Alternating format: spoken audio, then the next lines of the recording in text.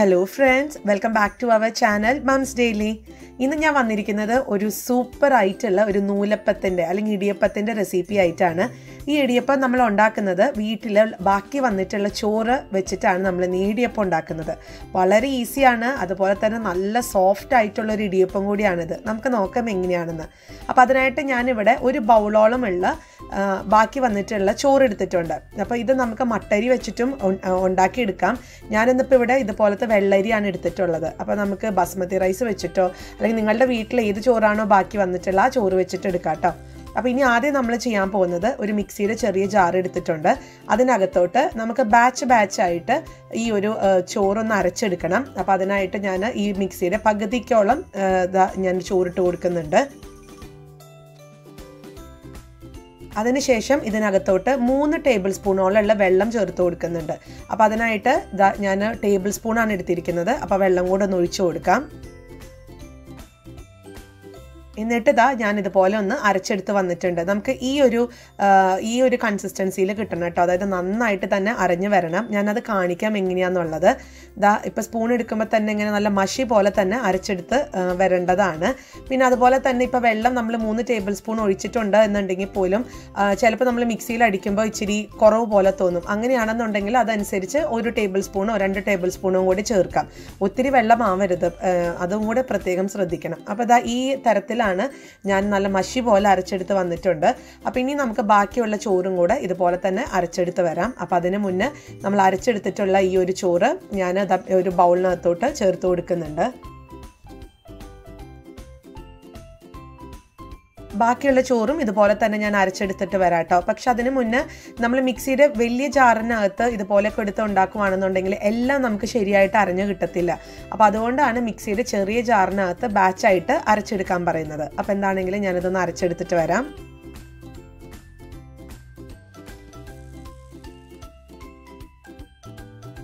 അങ്ങനെ ചോറൊക്കെ ഇതിനകത്ത് അങ്ങനെ റെഡിയാക്കി വെച്ചിട്ടുണ്ട് ബൗളിനകത്തോട്ട് അരച്ചിട്ട്. ഇനി ഇതിനകത്തോട്ട് അരിപ്പൊടിയാണ് ചേർത്ത് കൊടുക്കുന്നത്.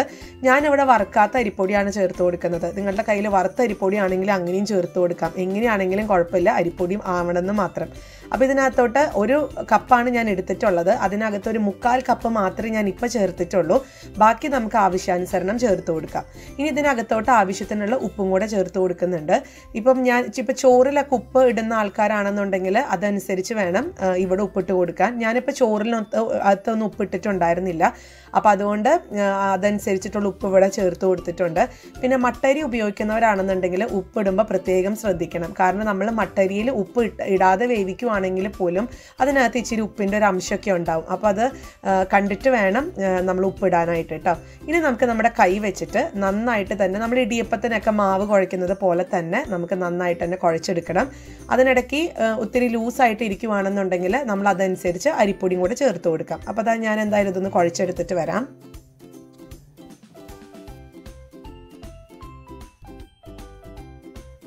അപ്പോൾ ഞാനിവിടെ കുഴച്ച് കഴിഞ്ഞപ്പോഴത്തേക്കും ഇച്ചിരി ലൂസായിട്ടിരിക്കുന്ന പോലെ തോന്നി. അപ്പോൾ അതുകൊണ്ട് ഞാൻ ബാക്കി വെച്ചിട്ടുണ്ടായിരുന്ന ആ ഒരു അരിപ്പൊടിയും കൂടി ഇട്ട് കൊടുക്കുന്നുണ്ട്. എന്നിട്ട് നമുക്ക് നന്നായിട്ട് മിക്സ് ചെയ്യാം.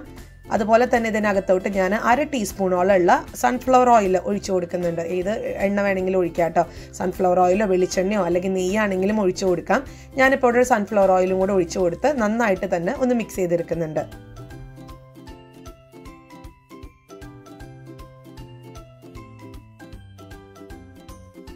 അപ്പം മാവൊക്കെ നല്ല അടിപൊളിയായിട്ട് വന്നിട്ടുണ്ട്. നമുക്ക് ഒരു ചൂടുവെള്ളത്തിൻ്റെയോ ഒന്നിൻ്റെയും ആവശ്യമൊന്നുമില്ല.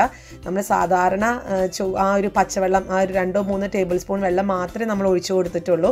ഞാൻ നോക്കിക്കാൻ നല്ല സോഫ്റ്റ് ആയിട്ടും കയ്യിലൊന്നും ഒട്ടിപ്പിടിക്കാത്ത രീതിയിൽ തന്നെ നല്ല സോഫ്റ്റ് ആയിട്ട് നമുക്ക് കിട്ടിയിട്ടുണ്ട്. അപ്പം നിങ്ങൾക്ക് ഒരു മിനിറ്റും കൂടെ എക്സ്ട്രാ സമയം എടുത്ത് നമുക്ക് ഒന്നും കൂടെ ഒന്ന് കുഴച്ചു കൊടുക്കാം. അപ്പോൾ ഞാൻ കുറച്ച് നേരം കൂടെ കുഴച്ചെടുത്തിട്ടുണ്ടായിരുന്നു. അപ്പോൾ ഒന്നും കൂടെ സോഫ്റ്റായി വന്നിട്ടുണ്ട്. ഇനി നമുക്ക് സാധാരണ നമ്മൾ ഇടിയപ്പൊക്കെ ഉണ്ടാക്കുന്നത് പോലെ തന്നെയാണ്. അപ്പോൾ അതിനായിട്ട് ഞാൻ ഇഡ്ഡലിത്തട്ട് എടുത്തിട്ടുണ്ട്. ഇതിനകത്തോട്ട് നമുക്ക് അല്പം വെളിച്ചെണ്ണയോ അല്ലെങ്കിൽ എണ്ണയോ ഒന്ന് ചെറുതായിട്ടൊന്ന് തടവി കൊടുക്കാം.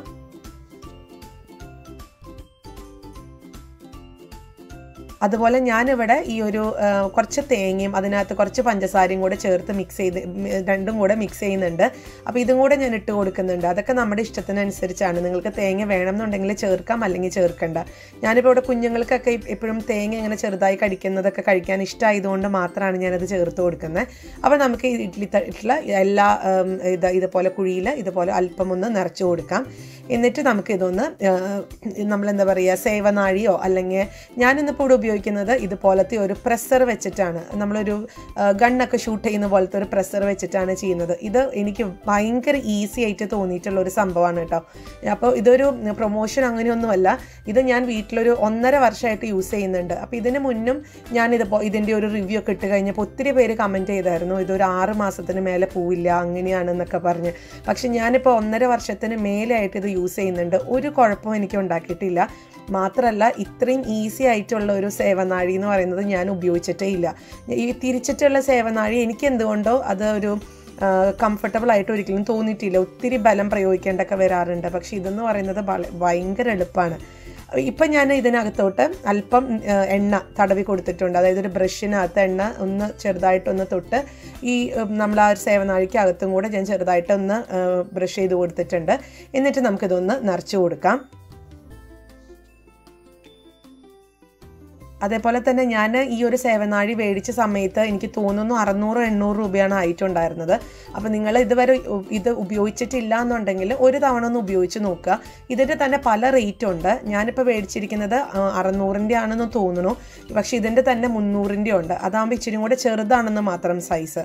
പക്ഷേ ഭയങ്കര ഈസിയാണ്. അപ്പോൾ നിങ്ങൾക്ക് അതിനെക്കുറിച്ചൊക്കെ മേടിക്കണം എന്നൊക്കെ ഉണ്ടെന്നുണ്ടെങ്കിൽ ഞാൻ ഒരു റെക്കമെൻഡ് ചെയ്യുന്ന ഒന്ന് തന്നെയാണ് ഈ ഒരു സേവനാഴി കേട്ടോ. അപ്പോൾ ഇനി നമുക്കിത് ഞാൻ കാണിക്കാം അത് പ്രസ് ചെയ്യുന്നത്. ഇത് ഒരുവിധം ആൾക്കാരുടെ വീട്ടിലുണ്ടെന്ന് തോന്നുന്നു. പക്ഷേ ഇല്ലാത്തവരാണെങ്കിൽ ഒന്ന് ട്രൈ ചെയ്ത് നോക്കുക. ഒട്ടും ബലം പിടിക്കേണ്ട, ഒട്ടും ആയാസമല്ലേ നമുക്ക്. നമ്മളൊരു തോക്കൊക്കെ ഇങ്ങനെ ഷൂട്ട് ചെയ്യുന്നത് പോലെ അങ്ങ് ഷൂട്ട് ചെയ്യാൻ നല്ല ഈസി ആയിട്ട് വരും. പിന്നെ നമ്മുടെ ഈ ഒരു ഇടിയപ്പത്തിൻ്റെ കണ്ടോ, നമ്മൾ ചോറ് കൊണ്ട് ഉണ്ടാക്കിയിട്ടുള്ള പൊടിയാണ്, അല്ലെങ്കിൽ ആ ഒരു മാവാണ്. അത് എന്ത് ഈസി ആയിട്ടാണ് പോരുന്നത്, ഒട്ടും തന്നെ ബുദ്ധിമുട്ടില്ല. അപ്പോൾ നമ്മുടെ വീട്ടിലൊക്കെ എപ്പോഴും ചോറൊക്കെ ബാക്കി വരുന്ന സമയങ്ങളുണ്ടാവും. അപ്പോൾ അതൊക്കെ നമ്മൾ തീർക്കാൻ വേണ്ടി തീർക്കുന്ന സമയങ്ങളുണ്ട്. ഇനിയിപ്പോൾ അങ്ങനെയൊക്കെ വരുമ്പോൾ ഇതുപോലെ നല്ല ഇടിയപ്പം, നല്ല സോഫ്റ്റ് ആയിട്ടുള്ള പഞ്ഞു പോലത്തെ ഇടിയപ്പം നമുക്ക് ഉണ്ടാക്കിയെടുക്കാം. നമ്മുടെ കുഞ്ഞുങ്ങൾക്കൊക്കെ ആണെങ്കിലും എനിക്ക് തോന്നുന്നു ചോറ് കഴിക്കണേക്കാളൊക്കെ കൂടുതൽ ഇഷ്ടം ചിലപ്പോൾ അവർക്ക് ഇടിയപ്പം കഴിക്കാനായിരിക്കും. അപ്പോൾ അതൊക്കെ ഉണ്ടാക്കി കൊടുക്കാം. 4 മണിക്കൊക്കെ നമുക്ക് ഈ എന്താ പറയുക, വളരെ പെട്ടെന്ന് തന്നെ തയ്യാറാക്കിയെടുക്കാൻ പറ്റും. അപ്പോൾ ഞാൻ ഈ ഒരു ഇഡ്ഡലി തട്ടിനകത്ത് ഇതുപോലെ നിറച്ചിട്ടുണ്ട്. ഞാൻ മറ്റേ ഒരു ഇഡ്ഡലി തട്ടിലും കൂടെ ഇതുപോലെ ഒന്ന് ഫില്ല് ചെയ്തെടുത്തിട്ട് വരാം. അതുപോലെ തന്നെ എന്നോട് കുറേ പേര് ചോദിക്കാറുണ്ട്, നമ്മളിതാ ഇതുപോലെ ഇപ്പോൾ ഊരിയെടുക്കുമ്പോൾ, ഈ സേവനാഴി ഊരിയെടുക്കുമ്പോൾ ഇതുപോലെ കണ്ടോ അതിൻ്റെ മേലെ ഇതുപോലത്തെ കുറച്ചൊക്കെ ഇങ്ങനെ ഇരിക്കും. അങ്ങനെ വരാതിരിക്കാനുള്ള ടിപ്പ് എന്താണെന്ന് എന്നോട് ചോദിക്കാറുണ്ട്. അതിൻ്റെ ടിപ്പ് ഞാൻ ഉടനെ തന്നെ നമ്മുടെ വേറൊരു ചാനലുണ്ട്, moms daily tips and tricks എന്നുള്ളൊരു ചാനൽ. ആ ചാനലിനകത്ത് ഞാൻ 2 ദിവസത്തിനുള്ള അതിൻ്റെ ഒരു ടിപ്പ് ഇടാം കേട്ടോ. വളരെ ഈസിയാണ് അത് ചെയ്യാനുമായിട്ട്. അതിനുവേണ്ടി ഒരു പ്ലാസ്റ്റിക് ഷീറ്റും അതുപോലെ തന്നെ ഒരു പേപ്പറും മാത്രം മതി. അത് വെച്ചിട്ട് നമുക്ക് പെട്ടെന്ന് തന്നെ ഒരു സൂത്രം ഒരു ടിപ്പ് കണ്ടുപിടിക്കാൻ പറ്റും, ചെയ്യാൻ പറ്റും. അപ്പോൾ അതും ഞാൻ ഉടനെ ഇടാം. അപ്പോൾ ശരി, ഞാനെല്ലാം ഇതുപോലെ തന്നെ ഒന്ന് ഫില്ല് ചെയ്തെടുത്തിട്ട് വരാം. പിന്നെ ഒരു കാര്യം എനിക്ക് പറയാനുള്ളത്, എനിക്കിപ്പോൾ ഈ ഇടയ്ക്കായിട്ട് കുറേ കമൻറ്റൊക്കെ വരുന്നുണ്ട്. ഒന്ന്, ഞാൻ ചില വാക്കുകൾ വീണ്ടും ഉപയോഗിക്കുന്നു എന്നുള്ളത്, പ്രത്യേകിച്ച് അങ്ങനെ ആരോ എനിക്ക് പോയിന്റ് ചെയ്ത് പറഞ്ഞിട്ടുണ്ടായിരുന്നു. അപ്പം ഞാനത് പരമാവധി കുറയ്ക്കാൻ ശ്രമിക്കുന്നുണ്ട്. പിന്നെ ഓരോരുത്തർക്കും ഓരോ രീതികളല്ലേ, സംസാരിക്കുന്ന രീതികൾ, അവർ പറയുന്ന രീതികളൊക്കെ വ്യത്യസ്തമാണ്. അപ്പോൾ ഈ പറയുന്ന ആളുകളാണെന്നുണ്ടെങ്കിലും അവരിതുപോലെ ഇപ്പം അവരെ ശ്രദ്ധിക്കുന്ന മറ്റൊരാൾക്ക് മനസ്സിലാവും അവരെന്താണ് ഇടയ്ക്കിടയ്ക്ക് വീണ്ടും പറയുന്ന ഒരു വാക്ക് എന്താണെന്നുള്ളത് അവരെ കേട്ടിരിക്കുന്ന ആൾക്കാർക്കാവും മനസ്സിലാവുക. അപ്പം നമ്മൾ ഓരോരുത്തർക്കും അങ്ങനെ എന്തൊക്കെയോ ഉണ്ട്, ചില വാക്കുകളൊക്കെ നമ്മൾ ഒത്തിരി പ്രയോഗിക്കുന്ന സമയങ്ങളൊക്കെ ഉണ്ട്. എങ്കിൽ പോലും ഞാൻ ആ കമൻ്റ് എടുത്തിട്ടുണ്ട്. ഇനി ഞാനത് പറയാതിരിക്കാൻ ശ്രമിക്കാം. എങ്കിൽ പോലും ചിലപ്പോൾ അവിടെ ഇവിടെയൊക്കെ ഒന്ന് വന്നു കഴിഞ്ഞെന്നാൽ അതൊന്ന് ക്ഷമിക്കുക, അല്ലെങ്കിൽ ആ ഒരു സ്ഥലത്ത് നിങ്ങൾ മ്യൂട്ട് ചെയ്യുകയോ അല്ലെങ്കിൽ ഫോർവേഡ് ചെയ്ത് കാണുക കേട്ടോ. അങ്ങനെ ഇത് ഇവിടെ റെഡി ആയിട്ടുണ്ട്. ഇനി നമുക്ക് ഇതൊരു സാധാരണ ഞാനിപ്പോൾ ഇഡ്ഡലി ചെമ്പിലാണ് വെച്ചിരിക്കുന്നത്. വെള്ളം വെച്ചിട്ടുണ്ടായിരുന്നു. വെള്ളം തിളച്ച് ആവി വരാൻ തുടങ്ങുന്ന സമയത്ത് ഞാൻ ഈ ഒരു നമ്മൾ വെച്ചിരിക്കുന്ന നൂലപ്പത്തിൻ്റെ ഇഡ്ഡലി തട്ട് വെച്ച് കൊടുത്ത് മൂടി വെച്ച് ഇതൊന്ന് ആവി വരാൻ തുടങ്ങി. അതായത് നമ്മളിത് മൂടിക വെച്ച് ഒരു 3 മിനിറ്റ് മുതൽ 4 മിനിറ്റ് വരെയുള്ളൊരു സമയത്തിൽ നമുക്കിതൊന്ന് വേവാൻ വേണ്ടിയിട്ട് കൊടുക്കാം. അപ്പോൾ ഇതാ ഒരു 4 മിനിറ്റ് കഴിഞ്ഞിട്ടുണ്ട്. ഇതാ നമ്മുടെ ഇടിയപ്പവും ഇവിടെ റെഡിയായി വന്നിട്ടുണ്ട്. നോക്കിക്കേ, നല്ല ഭംഗിയല്ലേ കാണാനായിട്ട്. ഇത് കഴിച്ചു കഴിഞ്ഞാൽ ആർക്കും മനസ്സിലാവില്ല നമ്മളിത് ചോറ് കൊണ്ടാണ് ഉണ്ടാക്കിയിട്ടുള്ളത് എന്നുള്ളത്. അത്രയും സോഫ്റ്റാണ്. അപ്പോൾ എന്താണെങ്കിലും ഞാനിതൊരു പാത്രത്തിലോട്ടൊന്ന് മാറ്റിയെടുക്കുന്നുണ്ട്. അങ്ങനെ നമ്മുടെ വീട്ടിൽ ബാക്കി വന്ന ചോറ് കൊണ്ട് ഉണ്ടാക്കിയെടുക്കുന്ന ഇടിയപ്പം ഇവിടെ റെഡിയാണ്. അല്ലെങ്കിൽ നൂലപ്പം എന്നൊക്കെ പറയും ഞങ്ങളുടെ ഭാഗത്ത്. തൃശ്ശൂരൊക്കെ നൂലപ്പം എന്നാണ് ഇതിനെ പറയുക. അപ്പോൾ എല്ലാവരും ട്രൈ ചെയ്ത് നോക്കാം. നമുക്ക് പെട്ടെന്ന് തന്നെ ഉണ്ടാക്കിയെടുക്കാൻ പറ്റും. നമ്മുടെ വീട്ടിൽ ബാക്കി വന്ന ചോറ് കൊണ്ടാണ് ഈ ഇത്രയും മനോഹരമായിട്ടുള്ള അല്ലെങ്കിൽ ഇത്രയും സോഫ്റ്റ് ആയിട്ടുള്ള നൂലപ്പം ഉണ്ടാക്കിയതെന്ന് ഓർക്കുക. അപ്പോൾ നിങ്ങൾ ഇപ്പോൾ തന്നെ ട്രൈ ചെയ്യണമെന്നുണ്ടെങ്കിൽ പെട്ടെന്ന് തന്നെ ഒരു 10-15 മിനിറ്റിനകത്ത് നമുക്ക് ഉണ്ടാക്കിയെടുക്കാൻ പറ്റും. എല്ലാവരും ട്രൈ ചെയ്ത് നോക്കുക. എന്നിട്ട് എങ്ങനെ ഉണ്ടായിരുന്നു എന്നുള്ള അഭിപ്രായം കമൻസിൽ അറിയിക്കുക. അതുപോലെ തന്നെ നമ്മുടെ ഈ ചാനൽ നിങ്ങൾ ആദ്യമായിട്ടാണ് കാണുന്നതെങ്കിൽ സബ്സ്ക്രൈബ് ചെയ്യാനും മറക്കരുത് കേട്ടോ. അപ്പോൾ അടുത്തൊരു വീഡിയോ ആയിട്ട് നമുക്ക് ഉടനെ കാണാം. അൻറ്റിൽ ദെൻ ബൈ.